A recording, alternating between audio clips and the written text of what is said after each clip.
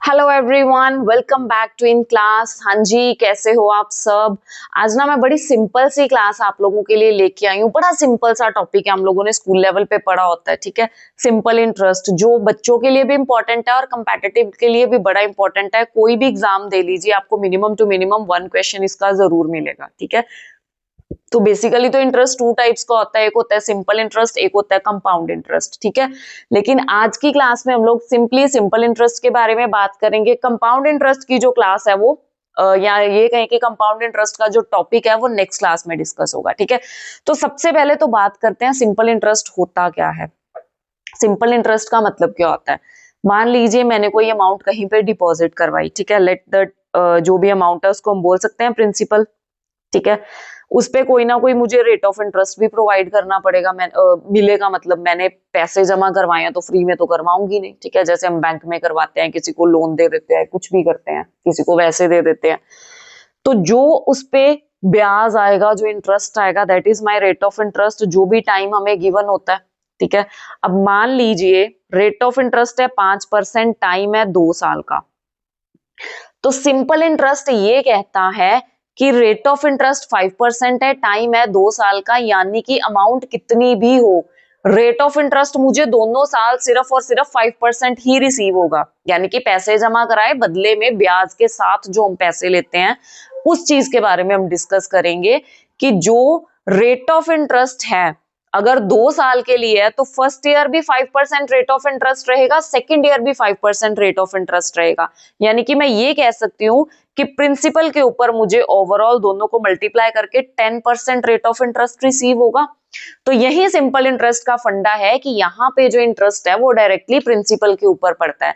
कुछ फर्क नहीं पड़ता 1 साल के लिए है, 2 साल के लिए है, 3 साल के लिए है, कोई कंपाउंडिंग नहीं होगी, इसीलिए इसको सिंपल बोलते हैं। ठीक है, तो यहाँ पे मैंने क्या करा, रेट और टाइम को मल्टीप्लाई करके सिंपली निकाल लिया कि 10% मुझे इंटरेस्ट मिलने वाला है। यानी कि मैं इसको अगर परसेंटेज के साथ कनेक्ट करूं तो मैं ये बोल सकती हूँ, या प्रॉफिट एंड लॉस के साथ भी मैं इसको कनेक्ट कर सकती हूँ कि यार जो 80% है प्रिंसिपल का वो मेरा प्रॉफिट है। प्रॉफिट का मतलब मेरा इंटरेस्ट है। ठीक है, आर इंटू टी को अगर मैं वो ले लूं जो इंक्रीज था या डिक्रीज था, इंक्रीज ही लेंगे इस केस में। ठीक है, प्रिंसिपल को आर इंटू टी के साथ मैंने मल्टीप्लाई करा तो मेरा जो इंक्रीमेंट है वो प्रॉफिट है। ठीक है, और मैं इसको ये भी बोल सकती हूँ यार कि अगर 100 प्लस आर टी, यानी कि मान लीजिए यहाँ पे 10% का टोटल इंक्रीमेंट होना था तो 110% में प्रिंसिपल का निकाल लूं तो वो मेरा अमाउंट के इक्वल होगा। ठीक है, 110% में प्रिंसिपल का निकाल लूं तो वो मेरा अमाउंट के इक्वल होगा। यानी कि हमें वो जो बचपन में हमने फॉर्मूला करा था P into R into T over 100 equal to simple interest, then amount will be equal to principal plus simple interest, इसको रटने की जरूरत नहीं है। सिंपली समझिए कि जितना इंटरेस्ट आपको लगा हुआ है, जितना परसेंट रेट ऑफ इंटरेस्ट की बात करी गई है, हर साल सेम लगेगा। यानी कि अगर 20% रेट ऑफ इंटरेस्ट है और 5 साल के लिए है तो टोटल इंक्रीमेंट जो है वो 100% का होने वाला है। तो 100% प्रिंसिपल का निकालिए, वो आपका सिंपल इंटरेस्ट निकल आएगा। ठीक है, 200% यानी कि 100 प्लस 100% निकालिए, 100 बेस लेंगे कि मान लीजिए जो प्रिंसिपल है वो 100 ही है तो इंक्रीमेंट के बाद कितना होगा 200%। तो अगर ये प्रिंसिपल का निकालूंगी तो ये मेरा अमाउंट के इक्वल आ जाएगा। ठीक है, यही जो है ये समझने वाली बात है कि इसको सिंप्लीफाई हम इस वे से कर सकते हैं। ठीक है, तो क्वेश्चंस पे आते हैं, वहां से आपको ज्यादा इजीली क्लियर हो जाएगा। सम इन्वेस्टेड इज ₹5000, यानी कि ये प्रिंसिपल गिवन है, रेट ऑफ इंटरेस्ट हमें 10 गिवन है, टाइम जो है वो 3 साल का है, यानी कि 10% इंक्रीमेंट है। 3 साल लगातार होगा, पहले साल भी 10%, दूसरे साल भी 10, तीसरे साल भी 10, यानी कि टोटल जो इंक्रीमेंट है वो 30% का होगा। 5000 का 5000 पे 30% का इंक्रीमेंट कितने का हो गया 1500 का। अब जिन्होंने परसेंटेज की क्लास निकाली हुई है उनको डेफिनेटली परसेंटेज निकालना आ चुका होगा। सिंपली 5 इंटू 3 कीजिए 15 और 4 में से 2 जीरोस इग्नोर कर दीजिए, 1500 will be the simple interest. अगर यहीं पे मुझसे अमाउंट मांगी होती तो 130% ऑफ 5000, यानी कि उस केस में आंसर क्या आता 6500। आई होप आप सबको ये क्लियर हुआ होगा। नेक्स्ट करते हैं अमाउंट इज ₹5,000। अब यहाँ पे ये फॉर्मूला बड़ा, या ये जो ये कहें कि ये जो हमने बेसिक समझा है ना, ये बड़ा कारगर साबित होने वाला है। अमाउंट 5,000 है, ठीक है, रेट ऑफ इंटरेस्ट 10% है, टाइम 5 ईयर का है, यानी कि 50% का इंक्रीमेंट हुआ होगा, और हमने निकालना क्या है, सम इन्वेस्टेड कितना था। अब यहाँ पे जो ये अमाउंट है, याद रखना जब डायरेक्टली सीधा गिवन है कि अमाउंट है, इसका मतलब ये वो पैसे हैं जो ब्याज के साथ वापिस आए हैं, ठीक है, यानी कि ये प्रिंसिपल प्लस सिंपल इंटरेस्ट के इक्वल है, और ये जो सम इन्वेस्टेड हमने निकालना है, दिस इज आवर प्रिंसिपल, ठीक है। 50% का इंक्रीमेंट हुआ होगा, और अमाउंट गिवन है, अमाउंट का मतलब क्या है, 150% ऑफ प्रिंसिपल, ठीक है, यानी कि 150% ऑफ प्रिंसिपल 5,000 के इक्वल है, तो प्रिंसिपल किसके इक्वल हुआ, 5,000 इंटू 100 अपॉन 150, तो this is 2, this is 3,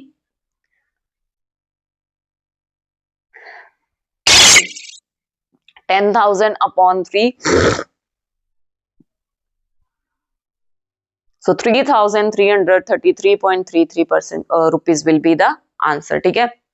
round of करके इसको आप ऐसे लिख सकते हो, so this is the answer, ठीक है जी। आई होप आप सबको ये क्लियर हुआ होगा। नेक्स्ट करते हैं, if rate of interest is 20%, in how many years principal will be 8 times. अब ये क्वेश्चन बड़ा ध्यान से समझने वाला है। सबसे पहले तो एक बेस समझिए, 8 टाइम्स इंक्रीमेंट का मतलब क्या है, कितने परसेंट का इंक्रीमेंट हुआ, ठीक है। अब मान लीजिए मेरे पास कोई चीज है, मेरे पास 100 रुपए हैं, ठीक है, 100 रुपीज मेरी पॉकेट में है, 100 रुपए मुझे किसी और ने दे दिए, तो मेरे पास टोटल कितने हो गए, 200, ठीक है। 100 पहले थे, 100 मिले, 200 हो गया, यानी कि मैं ये कह सकती हूँ कि ये जो अमाउंट है ना, ये अमाउंट अपने आप में डबल हो चुकी है, 2 टाइम्स हो चुकी है। लेकिन इंक्रीमेंट कितने का हुआ है, इंक्रीमेंट 200 का नहीं हुआ, इंक्रीमेंट तो सिर्फ 100 का हुआ है। ये 100 तो पहले मेरी पॉकेट में था, ठीक है, यानी कि अगर मान लीजिए मेरे पास 100 थे, 800 हो गए, तो इंक्रीमेंट तो सिर्फ 700 का हुआ है।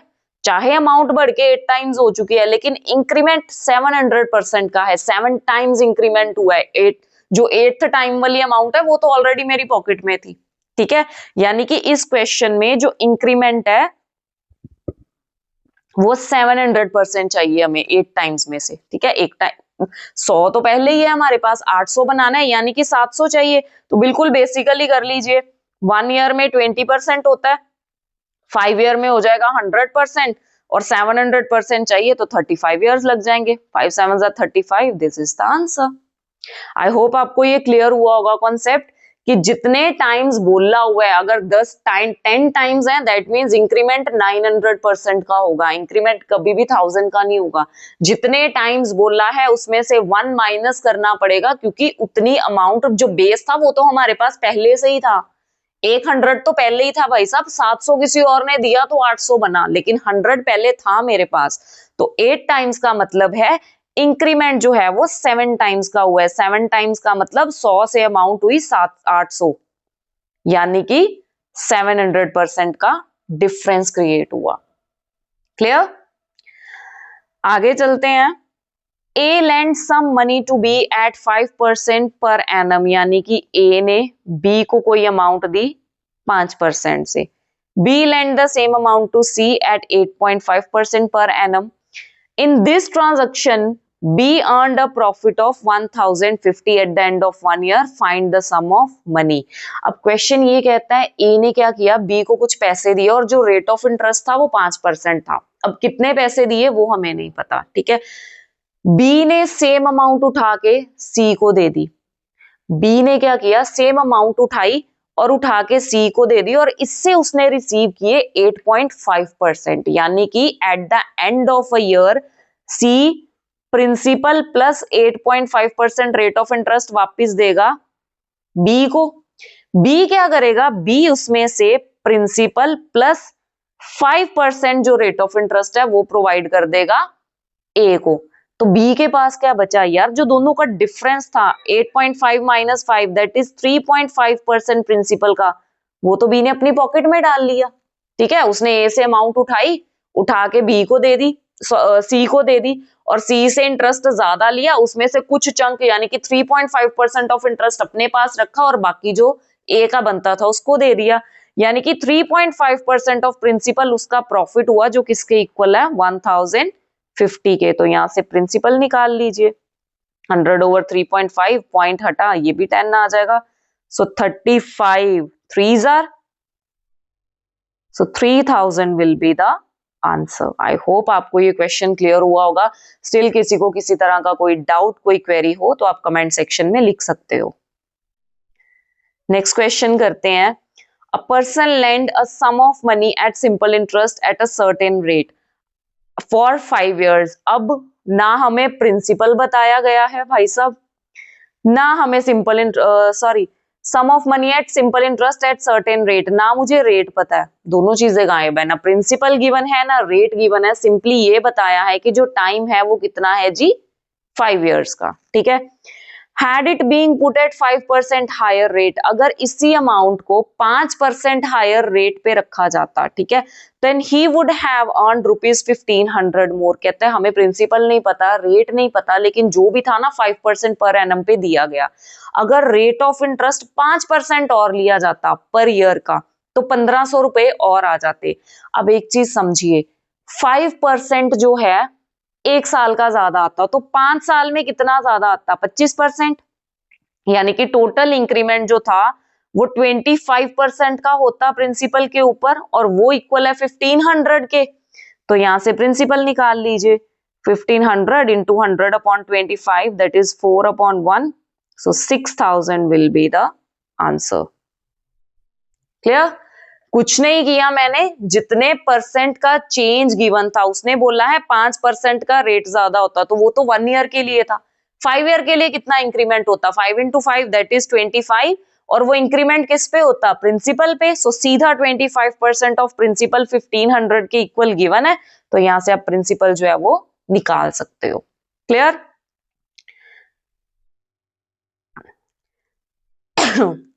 नेक्स्ट क्वेश्चन, अब ये बड़ा इंपॉर्टेंट क्वेश्चन है। A certain sum of money amounts to ₹1760 in 2 years and 2000 in 5 years. Find the principal and rate of interest। अब यहाँ पे भी ना मुझे प्रिंसिपल गिवन है ना मुझे रेट ऑफ इंटरेस्ट गिवन है। सिंपली इतना गिवन है कि जो भी प्रिंसिपल था उसको डिपॉजिट करवाया, 1760 बन गया वो 2 साल में, यानी कि 2 इयर्स के बाद अमाउंट आई 1760, लेकिन वापस लेने की बजाय उसको फिर से डिपॉजिट करवा दिया गया 3 साल और के लिए।